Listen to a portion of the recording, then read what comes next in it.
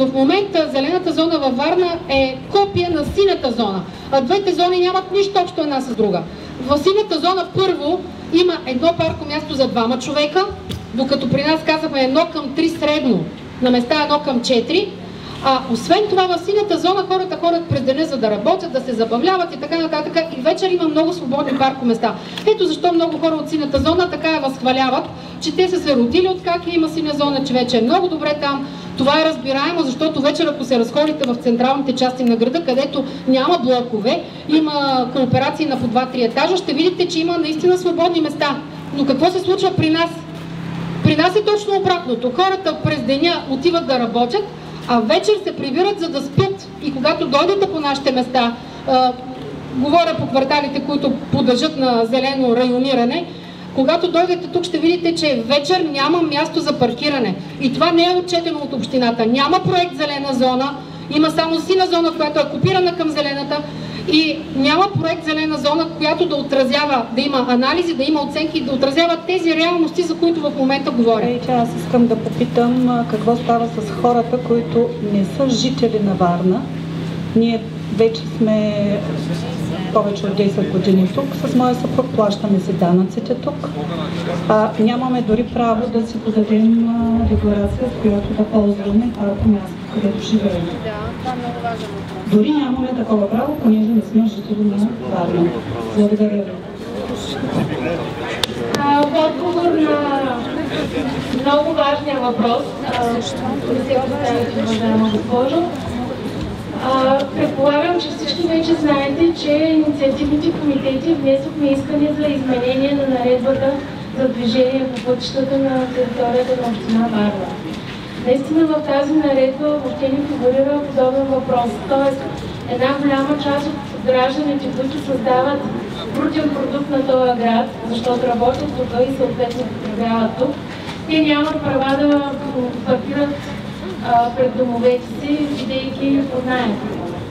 Точно по тази причина към нашето искане, което вече внесохме от името на инициативния комитет с подписките, които събрахме, ще внесем в понеделник ново искане от същия входящ номер, с което ще предложим с бележка от общината за настоящ адрес, хората да могат да подават документи за талони в случай, че зелената зона не бъде отложена или отменена. Защото наистина се получава така, че един голям процент от гражданите, които сега населяват зелената зона и създават брутен продукт на нашия град, всъщност са лишени от възможности, като според мен това е едновременно и въпрос на недоглеждане, но и в някаква степен на дискриминация, защото знаете, че града започва да се пренаселва, новите строежи растат, спестяването, особено в по-желаните жилищни райони, е много съществено. Така че в понеделник подаваме ново искане под същия входящ номер, с което гражданите да могат да подават документи с бележка за настоящ адрес. Здравейте, казвам се Расмодълчев, живея в 6-ти блок. Имам един въпрос, който вероятно много родители ще поставят. Какво става с нашите деца? Дъщеря ми живее в София, със собственик ми е, но не е вписана в нотариалния акт. Идва си за един месец през лятото или за два. Какво правим тогава? Как мога аз да регистрирам тя да не плаща, при положение, че е регистрирана в София, там живее, изчаквахме да дойде зелената зона, за да се регистрира и тогава да можем да я ползваме, но в крайна краща предполагам, че много от вас има такъв проблем. Може ли, казахте, че ще бъдем в общината, да поставите и това нещо? Казаха ни, че трябвало аз да стана потребител на некия автомобил, така мога като втори автомобил да ползвам, но това в мен не си разни неща. По същия механизъм, по който студентите се прибират по родните си места, да не се прибират по родните си места да гласуват, да остават по настоящ адрес да гласуват, с бележка от общината. Точно това, което преди малко споделих, смятаме, че би могло да се реши и този проблем. Само да допълня, че този въпрос е много съществен, който тук хората повдигнаха. Какво правиме с хората, които живеят под наем? Много хора, има които имат апартаменти и ги дават под наем. И какво ще правят техните наематели? Може би трябва да спрем да си даваме апартаментите под наем. Важен въпрос. То е добре да спре да си дават апартаментите под наем, но хората тук работят. Част от наемателите са работещи в района. Само Левски. Да, но принцип не съм от сега. Аз съм от квартал Левски, ние се присъединяваме към Чайка, т.е. подкрепяме ги, защото това, което ни показаха съседите, за нас е видно. Проблема е общ, той е проблем на Варна, не е проблем само на жителите, защото, както виждате, в момента се задават въпроси, за които общината въобще не е помислила. Моето мнение, тя не знам дали може да мисли. Това е доста трудно, доста сложно. Единственото нещо, което мисли общината, това са финансите. Там, вярвайте ми, е много добре сметнато. Преди мен Бистра ви каза, че става съотношение 1 към 3. Да, това съотношение е такова, при положение, че се броят брой жилища и брой паркоместа. Но много добре знаете, че всеки един от нас има право да подаде за 2 коли. Тогава съотношението значително се изменя. Така че вече не говорим за 3 към 1, а вече говорим може би по-скоро за 4-5 към 1. Тоест общината без да осигури дори по едно паркомясто събира пари за 2. Аз не знам вие как бихте нарекли това, аз мога да кажа платнешки обир. Защото да вземаш пари без да предоставяш конкретна услуга на среща. Другото, което е за мен много странно, как в планираните приходи на общината, не като извънредни приходи, т.е. нещо случайно, различно, са заложени приходи от глоби. Много се извинявам, ние какво стимулираме?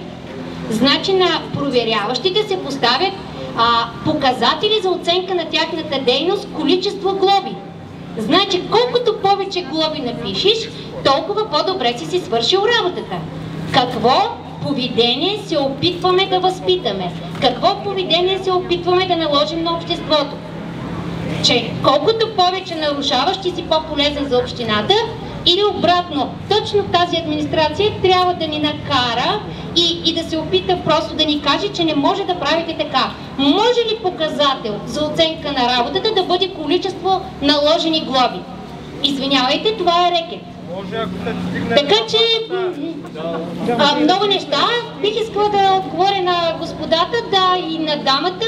Да, работещите, пристигащите тук, смятам, че са неправомерно ощетени. Мога да дам много примери от личния там поглед. Примерно на мен ми писа жена, майка, каквато съм и аз, която ми каза как да заведа детето си от Виница. Едното е на училище, другото е на детска градина.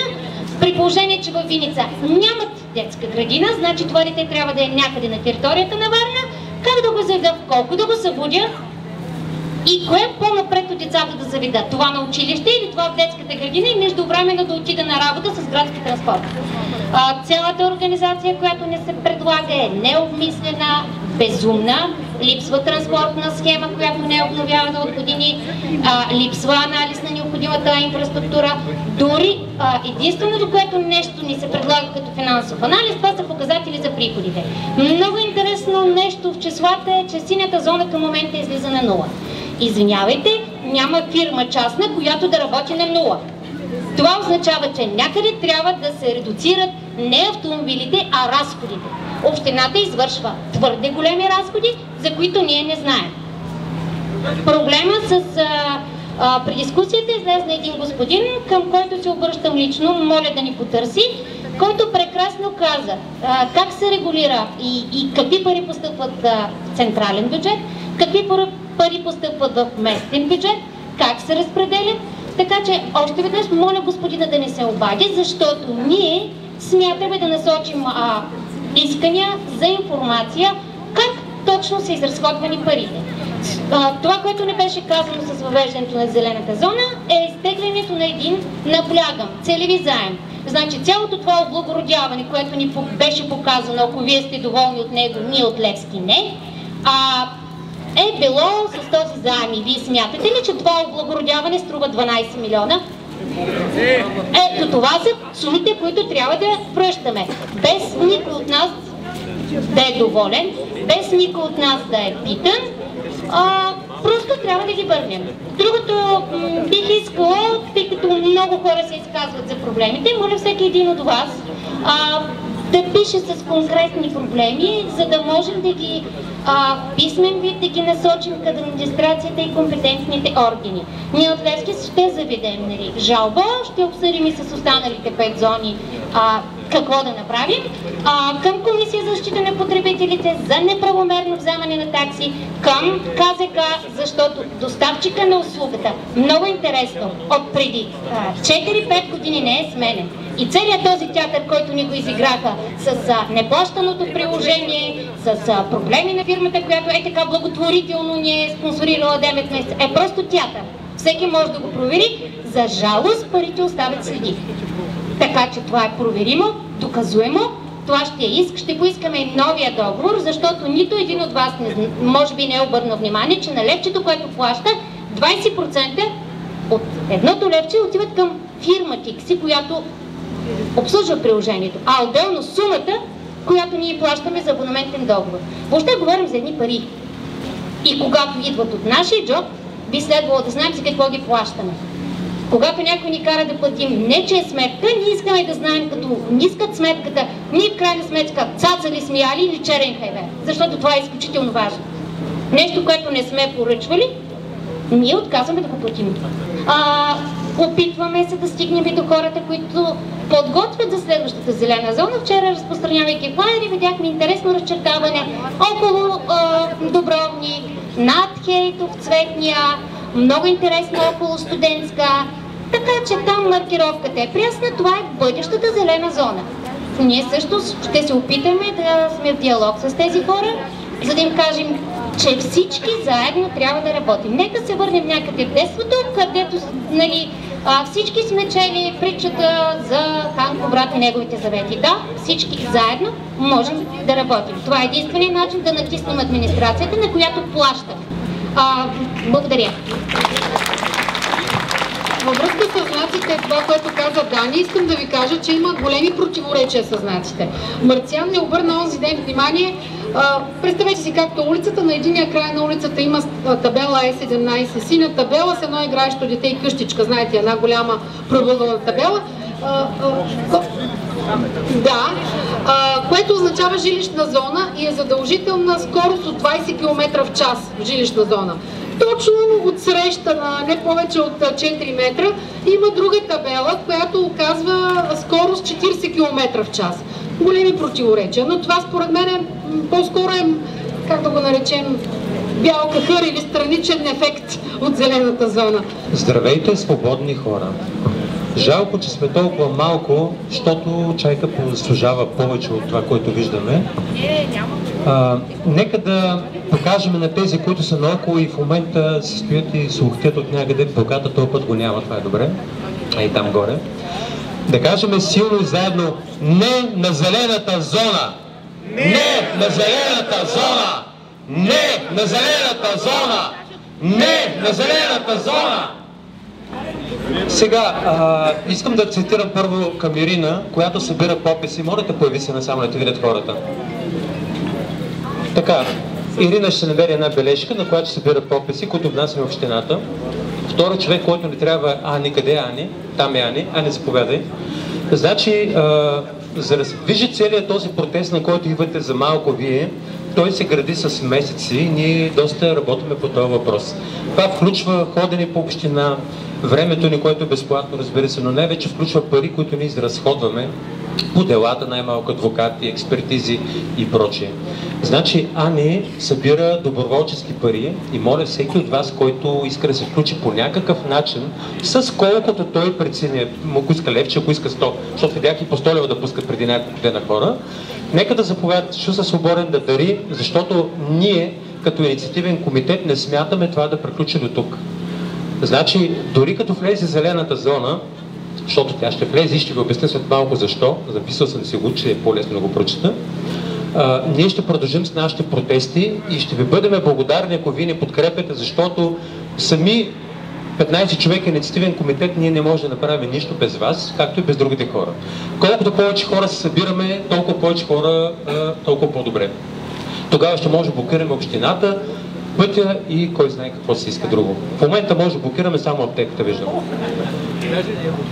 Сега, искам да ви разкажа нещо, което няма да назовавам коя партия. Нейните така присъстващи са тук. Просто не сме политически митинг, затова няма да кажа партията, но днеска слушахме в YouTube едно тяхно интервю, което мене ме шокира. Сигурен съм, че вас ще ви шокира. Всички от инициативния комитет сме шокирани.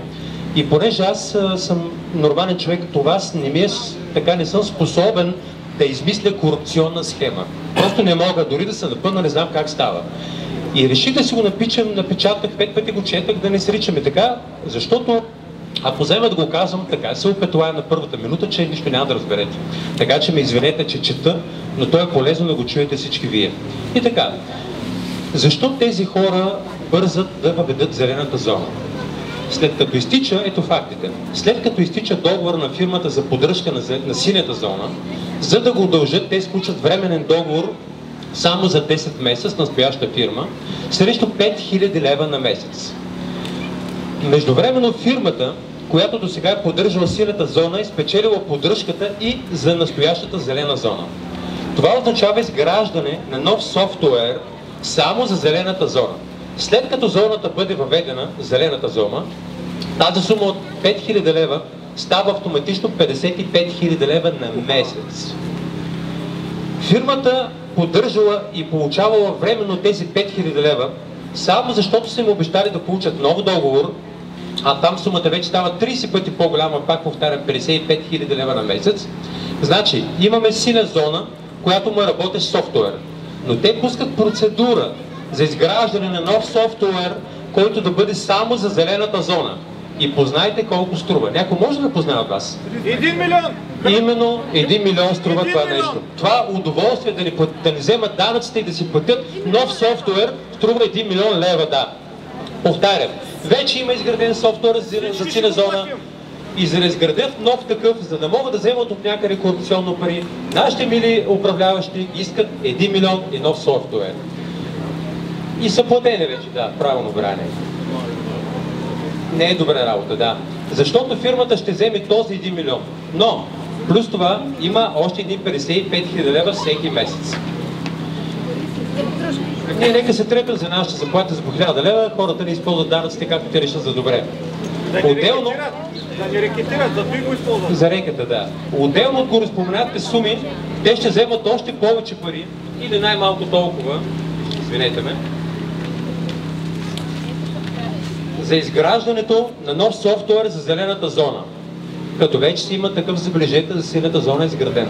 Вместо да го ползват, те изграждат нов, за да могат да вземат този 1 милион лева, който ще струва изграждането на новото нещо. Освен това, още толкова пари ще получи друга фирма, на която не знам името, която да поддържа билетите за системата, която функционира зоната. И забележете, това с билетите е възложено на същата фирма, която сегашното ръководство е плюило до сега по позицията господин Портник. Нека да аз да кажа, че не съм фен нито на Портник, нито на сегашните, но не можеш да плюеш едните и после да наемеш същата фирма, която си плюл. Не е нормално. И да обобщим горите факти на финала, новия софтуер струва 1 милион лева, скъпи съграждани, който ние ще платим от нашия джоб. Плюс този 1 милион лева, общо, горе-долу 200 000 лева на месец допълнително ще събира тази фирма. За всичко, което казвам сега. И всичко от предположение, ще просто можеха да интегрират работещия вече софтуер от синята зона в зелената зона. И е доказано, че той може да работи дори от тук до София. Софтуер на синята зона, ако се включи, може да управлява синята зона, червената и така нататък в София. Не знам колко е вярно, но четох в интернет, че 5 лева на час струва червената зона в София, която се канят въведат. Ако вие смятате, че това няма се така прояви и тук, няма как да стане, тук ще го ядеме същото нещо. Това откровенно е схемата на Попов и Коцев в момента. Те, разбира се, оправдават с предходното, ръководство, управление, но истината е, че те могат спокойно да спрат това безумие сега и да кажат, дайте на тези хора да им дадем от това, което имат нужда Няма да се изказвам по тази тема, защото достатъчно се говори преди мен и знам, че след мене пак се говори, но като не осигурят места, ами нека тогава да не вземат парите. Аз лично нямам против, ако има зелени пространства, изчистени, ако бордюрчето е красиво, ако майките деца, ако инвалидите и всичко останало, всичко е точно и коректно да си плащаме за зелена зона. Нямам никакъв против това. И на последно, защо Попов удари по масата в зала пленарна, когато ние протестирахме? Той каза така: зона ще има на всяка цена и аз ще я въведа въпреки вашите протести. Ако вие сте съгласни с това, аз не съм. И затова ви призовавам да кажем едно групово У. Така че У! Благодаря ви. Здравейте на всички, тя Марина се казва.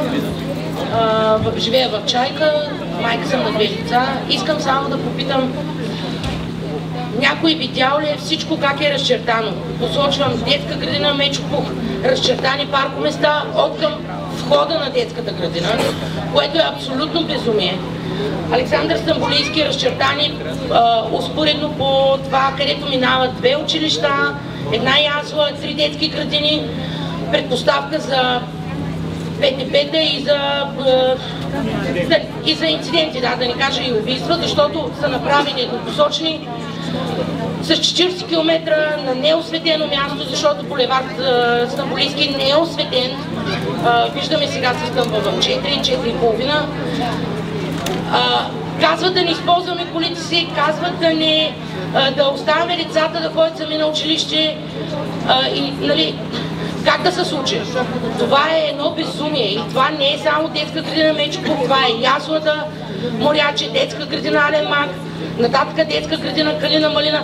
Всичко това не знам кой го е разчертал и не знам кой е този, който е дал плана за разчертаване, обаче е едно огромно безумие, което родителите и съответно възрастни хора, баби, дядовци, които ходят да вземат децата, ще живеят в страх. Нали, просто това е за безопасността и на децата, и на хората. Нали, това беше. Инвалидни места. Искам да кажа 67 блок. Нямам нищо против. 67 блок. Там има 4 организации, които са с инвалиди. Там 67 блок намалиха местата с около 60% за спиране и там в момента ще има изградени поне 12 инвалидни места. Освен тези организации, 4 на брой, има предучилищна на Захари Стоянов и в другата смяна има занималня на Захари Стоянов. Просто няма тротуари изградени, не знам, това е нещо, което трябва да се съсредоточиме, където фактически ние, които платим, да, няма проблем, нека да платим, но нека да ни предоставят нещо, което можем да ползваме, което е за улеснение на гражданите и което е за безопасността, защото жилищен комплекс Чайка е изграден така, че всяка една улица не е улица, а е алея. Това бяха моите думи. Аз искам да поканя и да се подготвят, да говорят и хора от Одесус, хора от Левски, защото тук има такива. Не се притеснявайте, ние сме в Чайка, днес го направихме така, защото път е оттъпкан. Вече сме се събирали 2 пъти в Чайка. Следващия ни протест няма да е в Чайка, а планираме да бъде пред общината. Но сега призовавам хора от Левски, от Одесус, от Бриз, които са тук да дойдат да говорят. Сега, след всичко казано от членовете на инициативния комитет, без никакво съмнение, това не е в полза на жителите на Чайка. Аз съм наемател в Чайка. Алчност стои зад всичко това. И моят апел като един млад човек е да не даваме власт на хора, които вземат грешни решения, от които ние нямаме никаква полза. Повече от ясно е, че за всички тези решения стоят определени хора, определени партии. Затова много ви моля. По време на избори е най-голямата борба. Ние в момента тук се борим само с една много мъничка част от пипалото на големия октопод. Моят апел е: гласувайте, гласувайте, интересувайте се от хората, които мислят за обществото, защото сме дали твърде много власт на грешни хора и сега за това трябва всички ние да изпитаме голям дискомфорт. Благодаря ви.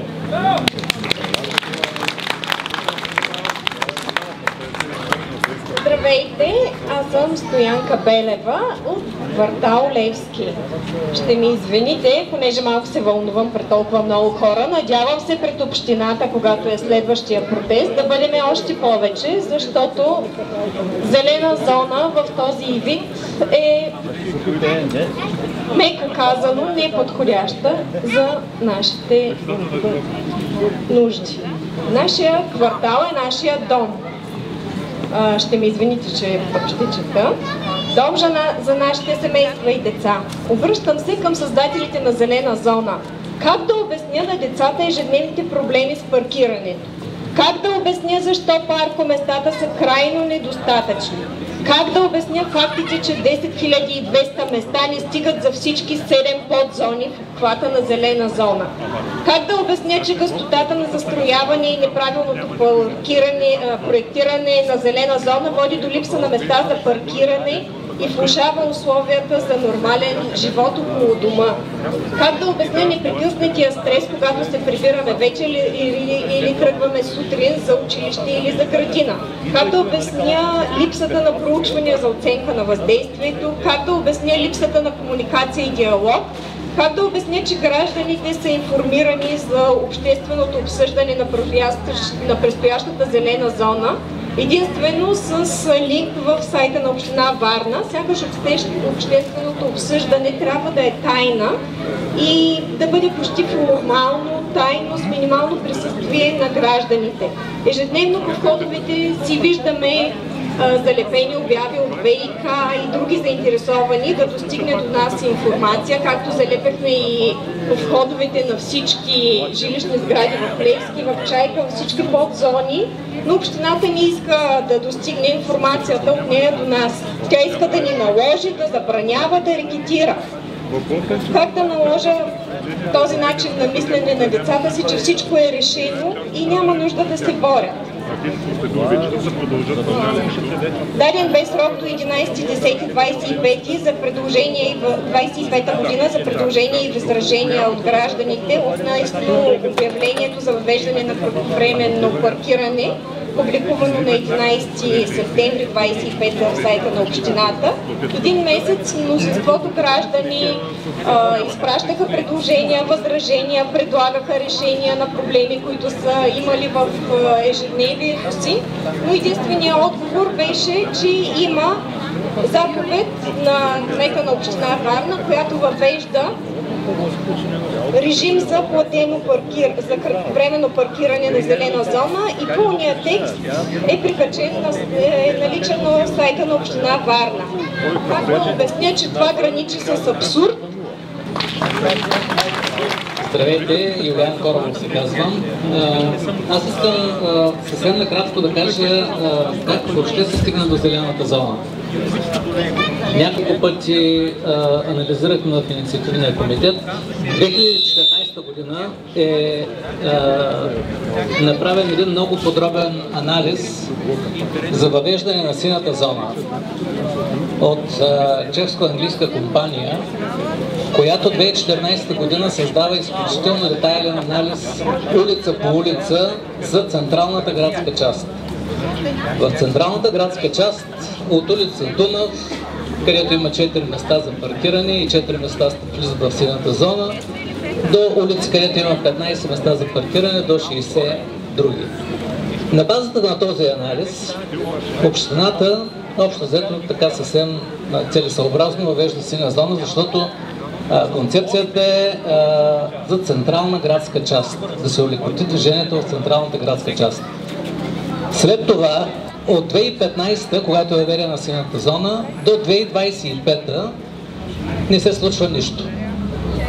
Няма анализи, няма обществено обсъждане, няма този разчет квартал по квартал да се види ресурса, потенциала на всеки квартал, дали изобщо е подходящ за зелена зона. И на нас не се натърся една зона, която е копи-пейст на нещо, което касае само централната градска част. Искам да ви прочета пост, който е качен преди 2 дена. За зелените зони в София.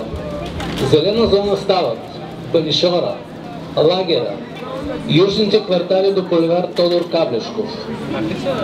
Част от Студентски град, скоби, по предложение на районния кмет Петко Горанов. Част от Подуяне по предложение на районния кмет Кристиян Христов и така нататък. Тоест, хората, които сме тук, сме в режим, в който можем да спрем едно туморно образование, което започва да обхваща всеки един град. Защото зелените зони вече ще бъдат по преценя си районния кмет на...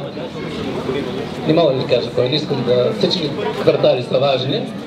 Да направи летище за F-16. И прави една наредба, че на пазарчето на Читалжа ще кацат F-16. Не можем да допуснем този регламент. Затова от нас зависи, търсейки и политически подкрепа от всички мислещи хора в общината, тази зона първо трябва да спре. Оттам нататък вече може да се стигнем до обсъждане, за да не превърнем нашия квартал и нашите квартали в банкомати на общината. Благодаря.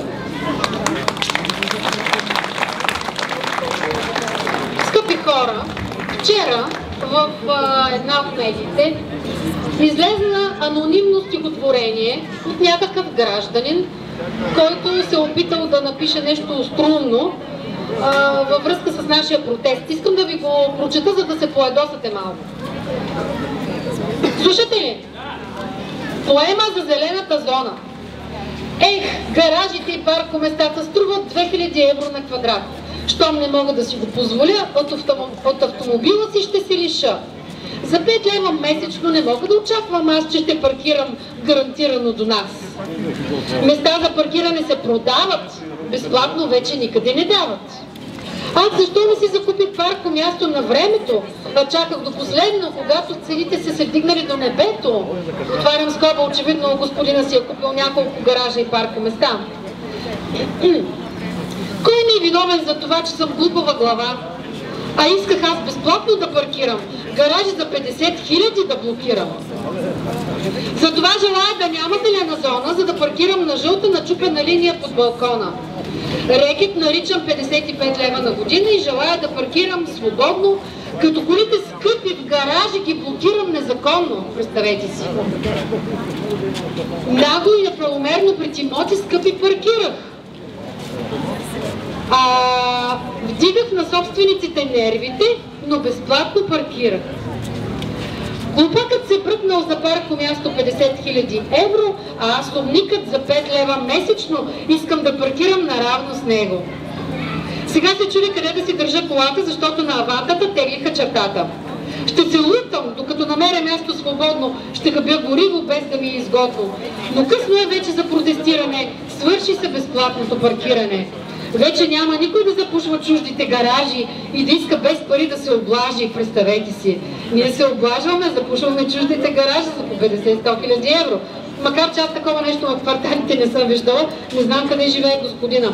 Нарушавам ли ще има паяк и скоба или поне фиш с глоба? Това беше. Малко го съкратих, защото се повтаряше господина на много места.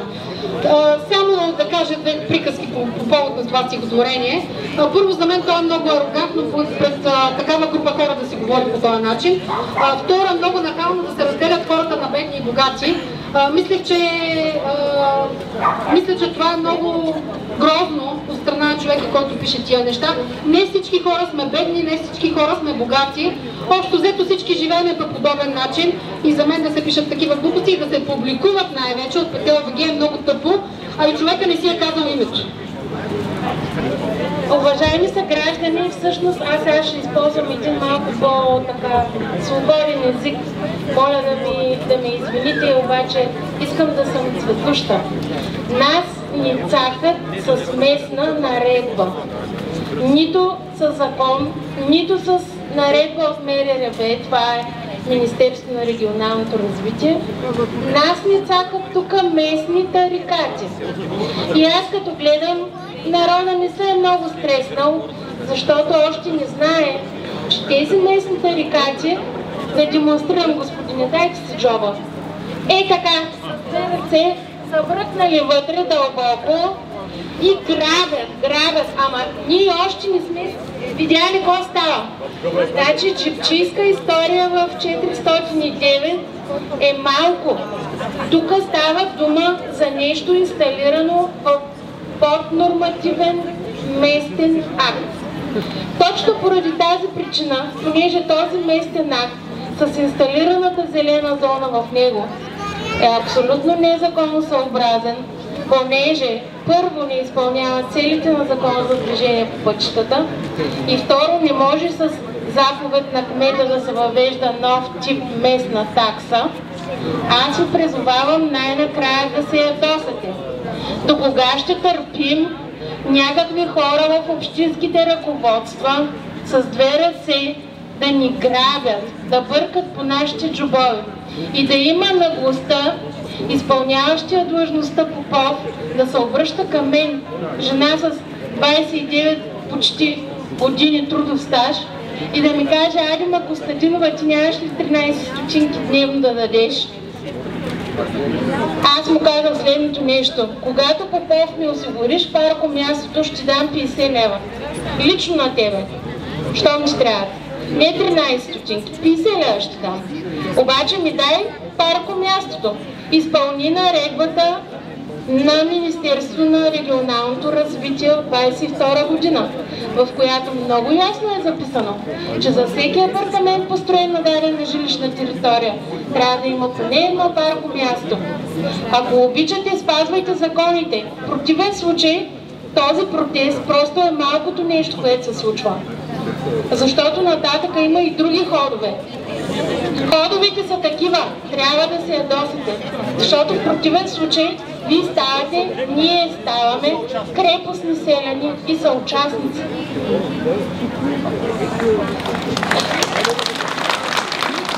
Здравейте на всички, казвам се Мирослав Димитров.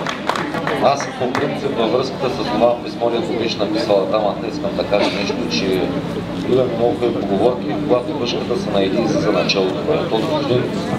Този господин, който го е писал това, искам да го повторя, въшката като се наеди и за началото. Забравихме всички, че дойдохме от селата. Ние всички сме от град Варна, много малко са гражданите. Реално е така. Другото, което аз нямам нищо против да плащам за зелена, сина и пембяна зона, но много мразя да плащам два пъти за едно и също нещо. Реално ние в данъците, които плащаме за автомобилите, си плащаме за инфраструктурата в града и за паркоместата. Не може някой да ми вменява, че трябва да плащам още един път, за да си паркирам колата пред блока, или да съм дължен да си тука аз гараж.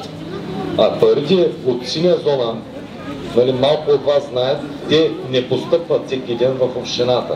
Парите от синя зона може да ма плюят колкото искат още, защото те ма познават общинарите. А парите от синя зона постъпват 3 или 6 месеца след като е влязал лева. Значи след 3 или 6 месеца ти няма как да докажеш колко реално пари са влезли там. Много голяма част от тези пари не отиват в община Варна, а отиват в нечии сметки. Ако съм грешил в това, което казвам, да му опровергаят въпросните хора. Няма как да правим зелена зона, при положение, че намаляваме паркоместата, тук се увеличава, нали, потреблението на хората. Никой не може да ми задължи, че, нали, ние като хора сме решили да си купим втора или трета кола, нали, да си махнем колите, за да има място, къде да паркират другите. На Железкова живея, аз от Левски съм. Там пред нас трябваше да направят един паркинг с 2 нива подземни, имаше го проекта, нали така? Имаше проект, но въпросният господин кмета, няма да споменавам имена, нали, за да не ме дърпат после и за тези глупости, се помъчиха да откраднат тези парцели с обстоятелствени проверки и като не им стана номера, дойдоха, направиха едни паркорешетки и направиха някакъв псевдопаркинг. Нещо, което имаше проекти, имаше проектна готовност да се правят тези неща. Значи идеята за зелена зона беше да се увеличат много паркоместата, да има общински подземни и надземни паркинги, а реално това не се случи. Парите потънаха някъде, всичко приключи. Така че първо, според мен, трябва да питаме градоначалника, защото законодателът е направил закон за плащане на данък автомобил. Този данък отива за инфраструктура. Не да ми говорят, че с зелена зона ще да поддържат тази инфраструктура, ние когато я плащаме. Нали? Няма как да плащам 2 пъти, 3 пъти, 5 пъти за едно и също нещо. Всички го плащаме всяка година. Ако не си платиш, ще пращат часа и събират парите. И то са едни милиони, които влизат в града, които потъват някъде, не знаем на къде. Това исках да кажа.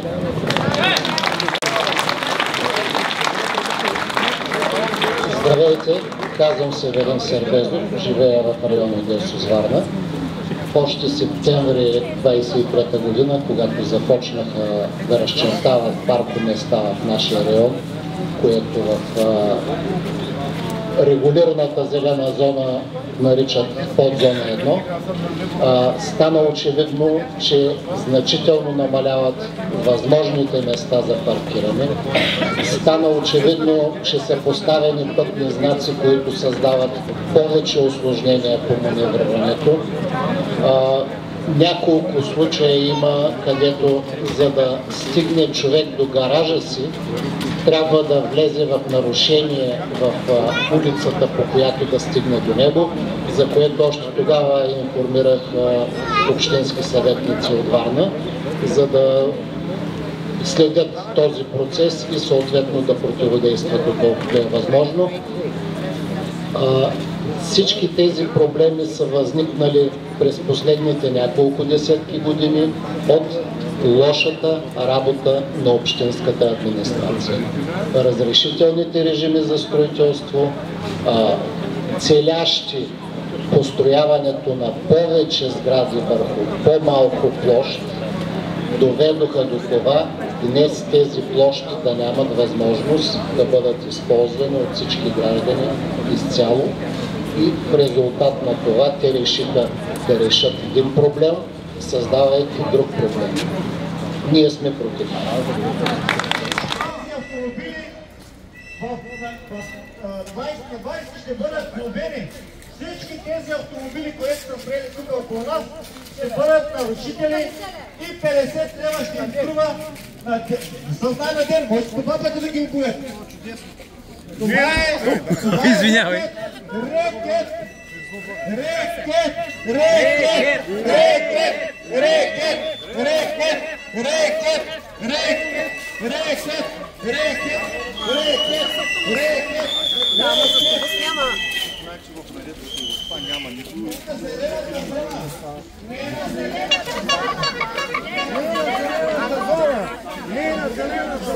След това имаше...